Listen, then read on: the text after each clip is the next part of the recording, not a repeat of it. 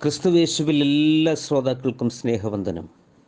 കൃപയാൽ ഒരിക്കൽ കൂടി JCNDSD അഥവാ പുതിയ നിയമരക്ഷയുടെ ഉപദേശം എന്ന വാട്സാപ്പിലൂടെ ദൈവവചനം പങ്കിടുവാൻ അനുവദിച്ച സർവകൃപാലുവായ ദൈവത്തിൻ്റെ മഹത്വം. അവസരം നൽകിയ അഡ്മിന്മാർക്കും എന്നെ ശ്രവിക്കുന്ന എല്ലാ പ്രിയപ്പെട്ടവർക്കും സ്തോത്രം. കർത്തൃസേവയിലായിരിക്കുന്ന എല്ലാ ദൈവദാസിദാസന്മാർക്കും വീണ്ടും വരുന്നവനായ യേശു ക്രിസ്തുവിൻ്റെ നിസ്തുല്യനാമത്തിൽ എൻ്റെ നന്ദിയെ അറിയിക്കുന്നു. കഴിഞ്ഞ ദിവസങ്ങളിൽ അവൻ എന്ന പരമ്പരയിൽ അവൻ വചനമാകുന്നു, സൃഷ്ടാവായ ദൈവമാണ്, ഏകസത്യ ദൈവമാകുന്നു.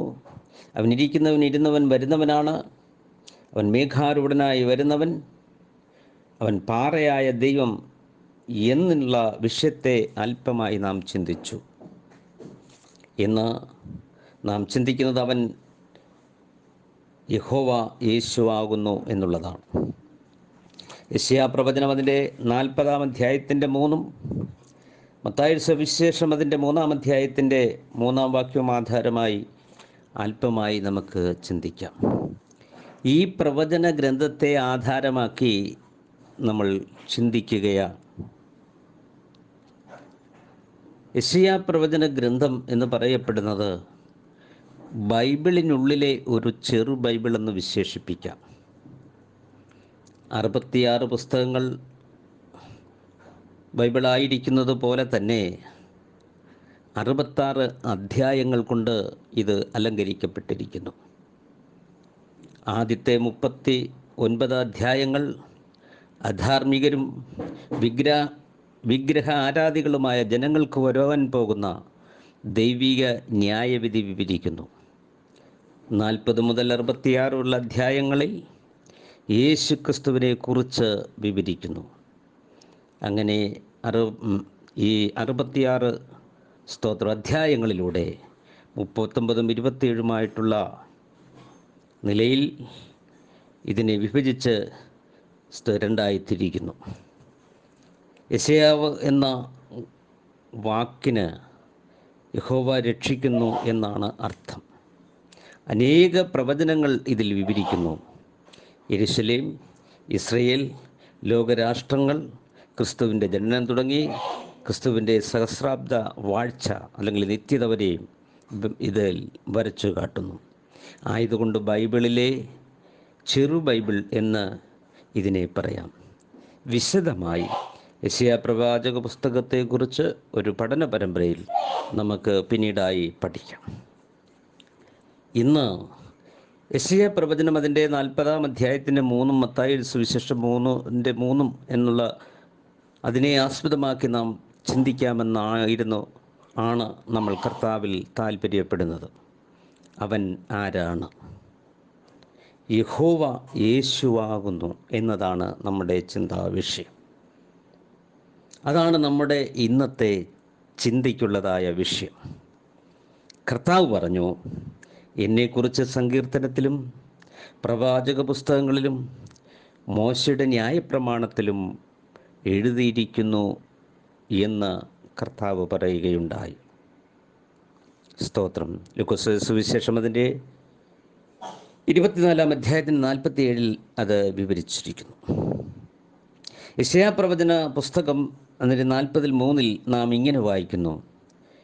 യോഹന്നാൻ സ്നാപകൻ്റെ സന്ദേശം ഇങ്ങനെയാണ്: കേട്ടോ, ഒരുത്തൻ വിളിച്ചു പറയുന്നത്, മരുഭൂമിയിൽ യഹോവയ്ക്ക് വഴിയൊരുക്കുവിൻ, നിർജ്ജന പ്രദേശത്ത് നമ്മുടെ ദൈവത്തിന് പെരുവഴി നിരപ്പാക്കുവിൻ. എല്ലാ താഴ്വരയും നികന്നും എല്ലാ മലയും കുന്നും താണും വരേണം. വളഞ്ഞത് ചൊവ്വായും ദുർഘടങ്ങൾ സമമായും തീരേണം. യഹോവയുടെ മഹത്വം വെളിപ്പെടും, സകല ജഡവും ഒരുപോലെ അതിനെ കാണും. യഹോവയുടെ വായല്ലോ അരുളി ചെയ്തിരിക്കുന്നത്. സ്തോത്രം.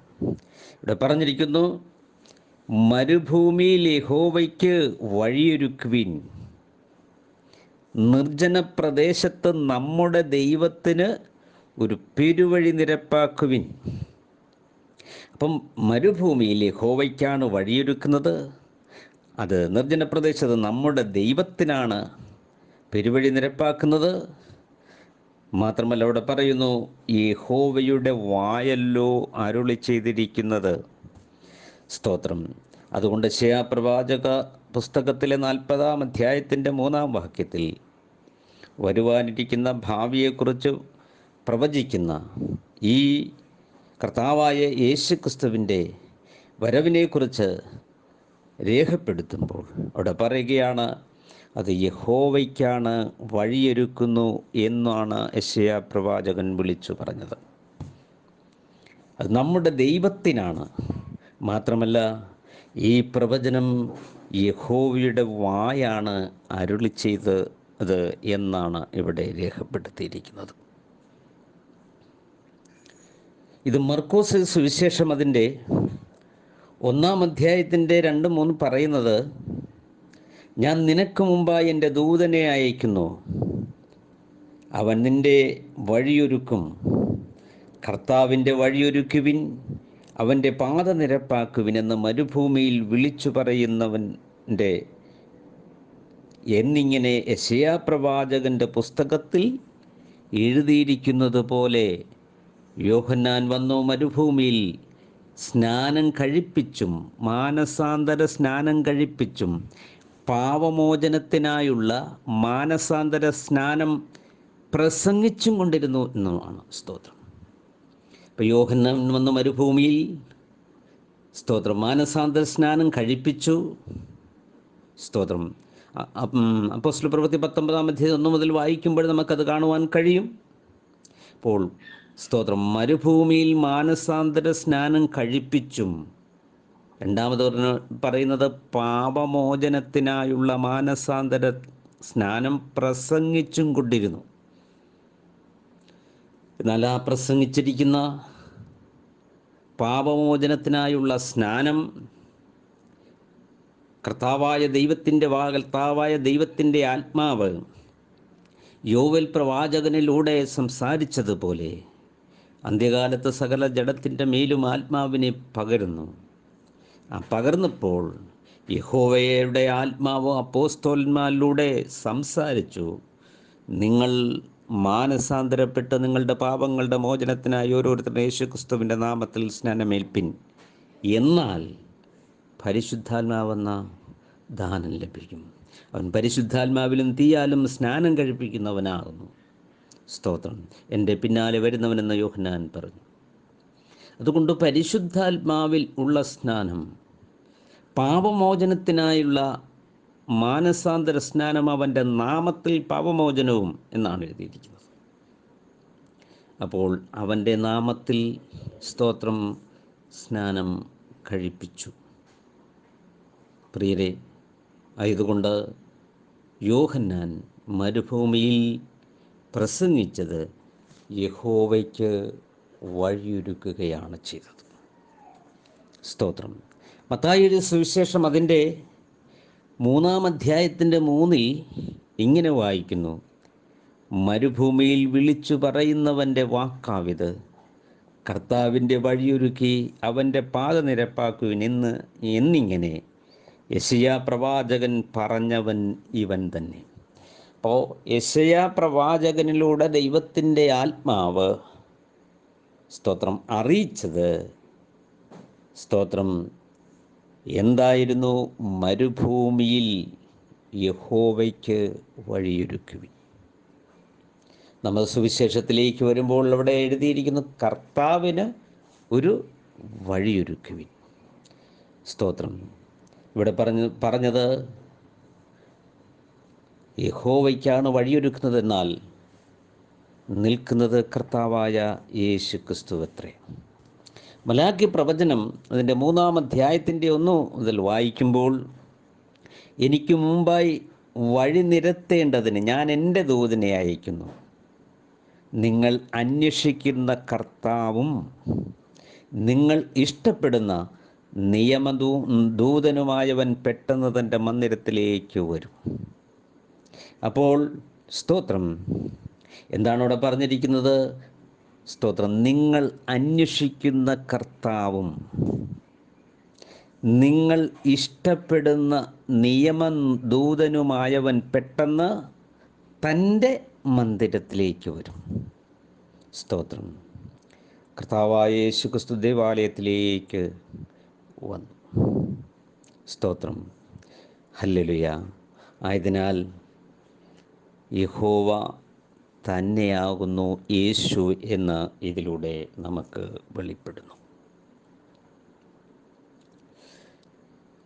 പ്രിയരെ, വീണ്ടും നാം വായിക്കുമ്പോൾ യോഹന്നാൻ സ്നാപകൻ വഴിയൊരുക്കുന്നത് യഹോവയ്ക്കാണ്. ഇവിടെ നിൽക്കുന്നത് കർത്താവായ യേശു ക്രിസ്തുവാണ്. സ്തോത്രം. നമ്മൾ പിന്നെയും വായിക്കുമ്പോൾ അവൻ ശബത്തിനും കർത്താവാകുന്നു. പഴയ നിയമ ശബത്തിൻ്റെ ഉടമയായ യഹോവയാകുന്നു എന്ന് കർത്താവായ യേശു പറയുന്നു. അവൻ ശബത്തിനും കർത്താവാകുന്നു. ഈ സത്യം നാം മനസ്സിലാക്കണം എന്ന് ഓർമ്മപ്പെടുത്തുകയാണ്. യോഹന്നാനിന്റെ സുവിശേഷം 1-ാം അധ്യായത്തിൻ്റെ 23 കർത്താവിൻ്റെ വഴി നേരെയാക്കുവിൻ എന്ന് മരുഭൂമിയിൽ വിളിച്ചു പറയുന്നവൻ്റെ ശബ്ദം ഞാനാകുന്നു. ഇതിൽ നിന്നും സ്തോത്രം നമുക്ക് മനസ്സിലാക്കുവാൻ കഴിയുന്നത് യഹോവയായ ദൈവം തന്നെയാകുന്നു യേശു എന്ന് നമുക്ക് വെളിപ്പെടുന്നു. കാരണം എന്താണ്? കർത്താവായ യേശു ക്രിസ്തു പറഞ്ഞു, ഞാനും പിതാവും ഒന്നാകുന്നു എന്ന് യോഹന്നാൻ എഴുതിയ സുവിശേഷം അതിൻ്റെ 10-ാം അധ്യായത്തിൻ്റെ 30 രേഖപ്പെടുത്തിയിരിക്കുന്നു. വീണ്ടും 14 പറയുന്നു, ഞാൻ തന്നെയാണ് പിതാവ്. സ്തോത്രം. അതുകൊണ്ട് ഞാൻ പിതാവ് എന്നിലുമാകുന്നു. ഇനി ഞാൻ നിങ്ങൾക്ക് എങ്ങനെ പിതാവിനെ കാണിച്ചു തരും? യെശയ്യാപ്രവചനം 9-ാം അധ്യായത്തിൻ്റെ 6 മുതൽ നാം വായിക്കുമ്പോൾ നമുക്കൊരു ശിശു നൽകപ്പെട്ടിരിക്കുന്നു, ഒരു ശിശു ജനിച്ചിരിക്കുന്നു. അവന് അത്ഭുതമന്ത്രി, വീരനാം ദൈവം, നിത്യപിതാവ്, സമാധാന പ്രഭു എന്ന് പേർ വിളിക്കപ്പെടും. സ്തോത്രം. മലാക്കി 2:10 നമ്മൾ വായിക്കുമ്പോൾ നിങ്ങൾക്കെല്ലാവർക്കും ഒരു പിതാവല്ലോ ഉള്ളത്, സകലതും സൃഷ്ടിച്ചതായ ദൈവം തന്നെ നിങ്ങളുടെ പിതാവ്. സ്തോത്രം. ഇവിടെ കർത്താവ് പറയുന്നു, ഞാനും പിതാവും ഒന്നാകുന്നു. സ്തോത്രം. ഈ സത്യം നമുക്ക് മനസ്സിലാക്കുവാൻ കഴിയണം. ദൈവം ഈ സത്യത്തെ നമുക്ക് വെളിപ്പെടുത്തണം. അതുകൊണ്ടാണ് പറയുന്നത്, പുത്രൻ വെളിപ്പെടുത്തി കൊടുക്കാതെ പിതാവിനെക്കുറിച്ചും പിതാവ് വെളിപ്പെടുത്തി കൊടുക്കാതെ പുത്രനെക്കുറിച്ചും ആരും അറിയുന്നില്ല. സ്തോത്രം. ഏക സത്യദൈവമായ നിന്നെയും നീ അയച്ചിരിക്കുന്ന യേശുക്രിസ്തുവിനെയും അറിയുന്നത് തന്നെയാണ് നിത്യജീവൻ. പ്രിയരെ, യഹോവ തന്നെയാകുന്നു യേശു. സ്തോത്രം. ആത്മാവ് തന്നെയാകുന്നു യേശു. ഹല്ലേലൂയ. എന്തുകൊണ്ട് എന്നാൽ സ്തോത്രം, യോവേൽ പ്രവാചകൻ പറഞ്ഞതുപോലെ സ്തോത്രം, യഹോവയുടെ ആത്മാവ് അവരുടെ മേൽ വന്നു. എൻ്റെ ആത്മാവ് സർവ്വജഡത്തിന്മേലും എൻ്റെ ആത്മാവിനെ പകരുമെന്നാണ് യോവേൽ പ്രവചനത്തിൽ നമ്മളത് കാണുമ്പോൾ. എൻ്റെ ആത്മാവ് എന്നുള്ളത് യഹോവയുടെ ആത്മാവ് തന്നെയാകുന്നു. സ്തോത്രം. യഹോവയുടെ ആത്മാവ് തന്നെയാകുന്നു ദൈവമെന്ന് പറയപ്പെടുന്നത്. അതുകൊണ്ടാണ് യോഹന്നാൻ എഴുതിയ സുവിശേഷം അതിൻ്റെ 4-ാം അധ്യായത്തിൻ്റെ 24 ദൈവം ആത്മാവാകുന്നു എന്ന് എഴുതിയിരിക്കുന്നത്. എഫെസ്യ ലേഖനങ്ങൾ നാം വായിക്കുമ്പോൾ സ്തോത്രം, ആത്മാവ് ഒന്ന് എന്ന് നാം വായിക്കുന്നു. ഇതിൽ നിന്നെല്ലാം നമുക്ക് മനസ്സിലാകുന്ന ഒരു സത്യമുണ്ട്. എന്താണ്? യഹോവ തന്നെയാണ് യേശു കർത്താവ്. അവൻ യഹൂദന്മാരുടെ രാജാവാണ്. സ്തോത്രം. പഴയ നിയമവിശുദ്ധന്മാരുടെ രാജാവാണ് യഹോവയെങ്കിൽ പുതിയ നിയമസഭയുടെയും സ്തോത്രം രാജാവ് യഹോവ തന്നെയാണ്. പഴയ നിയമവിശുദ്ധന്മാരിൽ യഹോവയായിരിക്കുമ്പോൾ പുതിയ നിയമസഭയിൽ യഹൂദൻ മുതൽ എല്ലാ ജാതികളും അടക്കപ്പെട്ടതായ ഒരു സമൂഹമാണ് പുതിയ നിയമസഭയെന്ന്. അവിടെ യഹൂദനെന്നോ യവനെന്നോ ബർമ്മനെന്നോ ജാതിയെന്നോ അടിമയെന്നോ ഉടമയെന്നോ ഒന്നും വ്യത്യാസമില്ലാതെ സകല മാനവജാതികളിൽ നിന്ന് തിരഞ്ഞെടുക്കപ്പെട്ടിരിക്കുന്ന ഒരു കൂട്ടമാണ്. അതുകൊണ്ടാണ് പറഞ്ഞത്, സ്വർഗരാജ്യത്തിൻ്റെ മർമ്മങ്ങളെക്കുറിച്ച് വിവരിക്കുമ്പോൾ ഇങ്ങനെ പറയുന്നു, അവയെല്ലാ മീനും പിടിക്കുന്നൊരു വലയോട് സദൃശം. എല്ലാ മീനുകളും ചേർന്നതായ ഉൾപ്പെട്ടതായ ഒരു സഭയാണ്, ഒരു കൂട്ടമാണ് പുതിയ നിയമസഭ എന്ന് പറയുന്നത്. ആ സഭയുടെ യഹൂദൻ തുടങ്ങിയുള്ള അതിൽ നിന്ന് രക്ഷിക്കപ്പെട്ടതായിരിക്കുന്ന ആ കൂട്ടം തുടങ്ങി മറ്റുള്ളവരുടെ എല്ലാവരുടെയും സ്തോത്രം ദൈവമാകുന്നു യേശു ക്രിസ്തു. അതുകൊണ്ട് ഹല്ലേലൂയ, യഹോവ തന്നെയാകുന്നു യേശുവെന്ന് നമുക്ക് ഇതിൽ നിന്ന് സ്തോത്രം വെളിപ്പെട്ട് കിട്ടുന്നു. ഈ സത്യത്തിൻ്റെ പരിജ്ഞാനമാണ് നമുക്ക് ആവശ്യം. അതുകൊണ്ടാണ് യഹോവയുടെ ആത്മാവിനാലാണ് അപ്പോസ്തോലന്മാർ സംസാരിച്ചത്. സ്തോത്രം. ആ യഹോവയുടെ ആത്മാവ് തന്നെയായിരുന്നു എന്നോട് കേട്ട പിതാവിൻ്റെ വാഗ്ദത്തമായി സ്തോത്രം നിലകൊണ്ട കർത്താവായ യേശു ക്രിസ്തു. ആ യേശു ക്രിസ്തുവിൽ യഹോവയുടെ ആത്മാവായിരുന്നു എന്ന് പ്രവാചക സൂക്തങ്ങളിലൂടെ നമുക്ക് വെളിപ്പെടുത്തി തന്നിരിക്കുന്നു. അതുകൊണ്ടെന്നാണ് യെശയ്യാപ്രവചനം 61 നാം വായിക്കുന്നത്, സ്തോത്രം, ദരിദ്രരോട് സുവിശേഷം അറിയിപ്പാൻ എന്നെ അഭിഷേകം ചെയ്യുകയാൽ അവൻ്റെ ആത്മാവ് എൻ്റെ മേൽ ഇരിക്കുന്നു. ഇപ്പം യേശു ക്രിസ്തുവിൽ ഇരുന്നത് യഹോവയുടെ ആത്മാവാകുന്നു. ആത്മാവ് തന്നെയാണ് ദൈവമെന്ന് പറയപ്പെടുന്നത്. ഞാനും പിതാവും ഒന്ന് എന്ന് പറയുന്നതും യഥാർത്ഥവും അത് തന്നെയാണ്. ഈ സത്യമാണ് നമ്മൾ മനസ്സിലാക്കേണ്ടത്. മക്കൾ ജഡരക്തങ്ങളോട് കൂടിയാരാകുണ്ട്. സ്തോത്രം. അവനും അവരെ പോലെ ജഡത്തിൽ ആത്മാവായി വസിച്ചു എന്നുള്ളതാണ് സത്യം. സ്തോത്രം. അതുകൊണ്ട് ഈ സത്യമാണ് നാം തിരിച്ചറിയേണ്ടത്. ഞാനും പിതാവും ഒന്നാകുന്നു. ഞാൻ പിതാവിലും പിതാവ് എന്നിലും ആകുന്നു. ഏറ്റവും പ്രധാനപ്പെട്ട മുഖ്യമായ കൽപ്പന, സ്തോത്രം, ഹല്ലേലൂയ, ഏക കർത്താവ് എന്നുള്ളതാണ്. അത് ഹല്ലേലൂയ ലേഖനത്തിലൂടെയും നമ്മളോട് സംസാരിക്കുന്നു. നിങ്ങളെ വിളിച്ചപ്പോൾ സ്തോത്രം കർത്താവ് വിളിച്ചതായ ആ സന്ദർഭത്തിൽ ഹല്ലേലൂയ വിശ്വാസമെന്ന് കർത്താവ് ഒരുവൻ, സ്നാനമെന്ന് ആത്മാവെന്ന്, ഇങ്ങനെ തുടങ്ങി എല്ലാവരിലും ഇരിക്കുന്നവനും എല്ലാവരിലും വ്യാപരിക്കുന്നവനും എല്ലാവർക്കും ദൈവവും പിതാവും ആയവൻ ഒരുവൻ. ഇവിടെ നാം വായിച്ചതായിരിക്കുന്ന വാക്യത്തിൽ സ്തോത്രം, നിർജ്ജന പ്രദേശത്ത് നമ്മുടെ ദൈവത്തിന് ഒരു വഴി, ഒരു പെരുവഴി നിരപ്പാക്കുവിൻ. അപ്പോൾ യേശു ക്രിസ്തുവാരാണ്? ദൈവമാണ്. സ്തോത്രം. അപ്പോൾ തന്നെ പറയുന്നു, യേശു ക്രിസ്തു ആരാണ്? അവൻ പിതാവാണ്. കന്യക ഗർഭിണിയായി ഒരു മകനെ പ്രസവിക്കും. അവന് ദൈവം നമ്മോട് കൂടെ എന്നർത്ഥമുള്ള ഇമ്മാനുവൽ എന്ന് വിളിക്കും. അവനാരാണ്? അത്ഭുതമന്ത്രി, വീരനാം ദൈവം, നിത്യ പിതാവാണ്. സകലർക്കും ഒരു പിതാവേ ഉള്ളൂ. ആ പിതാവ് ജഡത്തിൽ വെളിപ്പെട്ടു. സ്തോത്രം. അതുകൊണ്ട് യഹോവ യേശുവാകുന്നു. സ്തോത്രം. അല്ലെങ്കിൽ പരിശുദ്ധാത്മാവ് യേശുവാകുന്നു. സ്തോത്രം. ഹല്ലേലൂയ. യോഹന്നാന്റെ സുവിശേഷങ്ങൾ അത് വായിക്കുമ്പോൾ നമുക്കത് വ്യക്തമായി, എൻ്റെ നാമത്തിൽ അയപ്പാൻ പോകുന്ന പരിശുദ്ധാത്മാവെന്ന കാര്യസ്ഥൻ വരുമ്പോൾ നിങ്ങളെ സകല സത്യത്തിലും വഴി നടത്തും.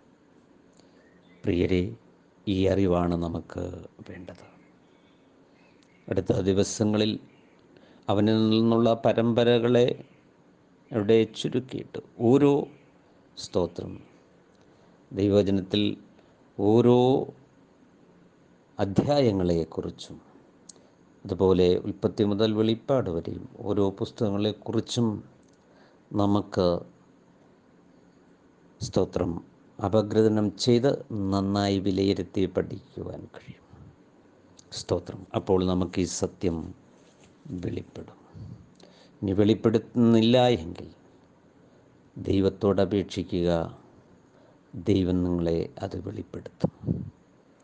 സത്യത്തിൻ്റെ പരിജ്ഞാനം തന്നോട് യാചിക്കുന്നവർക്കും അന്വേഷിക്കുന്നവർക്കും ദൈവം വെളിപ്പെടുത്താതെ ഇരിക്കയില്ല എന്ന് ഓർമ്മപ്പെടുത്തട്ടെ. അതുകൊണ്ട് ഞാൻ എൻ്റെ വാക്കുകൾക്കിവിടെ വിരാമം കുറിക്കുകയാണ്. എന്താണ് നമ്മൾ ചിന്തിച്ചത്? യഹോവ യേശുവാകുന്നു എന്നുള്ളതാണ്. അതിനാധാരമായി യെശയ്യാപ്രവചനം 40-ാം അധ്യായത്തിൻ്റെ 3 മത്തായി സുവിശേഷം അതിൻ്റെ 3-ാം അധ്യായത്തിൻ്റെ 3 മുതലുള്ള വാക്യങ്ങളെ ആധാരമാക്കി നാം ചിന്തിച്ചു. യഹോവയ്ക്കാണ് സ്തോത്രം പ്രവചനപ്രകാരം വഴി ഒരുക്കുന്നത് സ്നാപകൻ. എന്നാൽ സ്തോത്രം ഇവിടെ നിൽക്കുന്നത്, മരുഭൂമിയിൽ നിൽക്കുന്ന കർത്താവായ യേശു ക്രിസ്തു അത്രേ. അതുകൊണ്ട് കർത്താവ് ഒരുവൻ. സ്തോത്രം. ആ ഏക കർത്താവിനെ ഹൃദയം കൊണ്ട് വിശ്വസിക്കുകയും വായ് കൊണ്ട് ഏറ്റുപറയുകയും ചെയ്താൽ നീ രക്ഷിക്കപ്പെടും. ദൈവം നമ്മളെ ഈ വചനങ്ങൾ കൊണ്ട് അനുഗ്രഹിക്കുമാറാകട്ടെ. ആമേൻ. യേശുവേ നന്ദി, യേശുവേ നന്ദി. God bless U. ദൈവം സമർത്ഥമായി എല്ലാവരെയും അനുഗ്രഹിക്കുമാറാകട്ടെ. സത്യത്തിൻ്റെ പരിജ്ഞാനം ലഭിച്ച് നിത്യതയ്ക്കൊരുങ്ങുവാൻ ഈ വചനങ്ങളാൽ ദൈവം ഓരോരുത്തരെയും സമർത്ഥമായി അനുഗ്രഹിക്കുമാറാകട്ടെ. ആമേൻ. God bless U.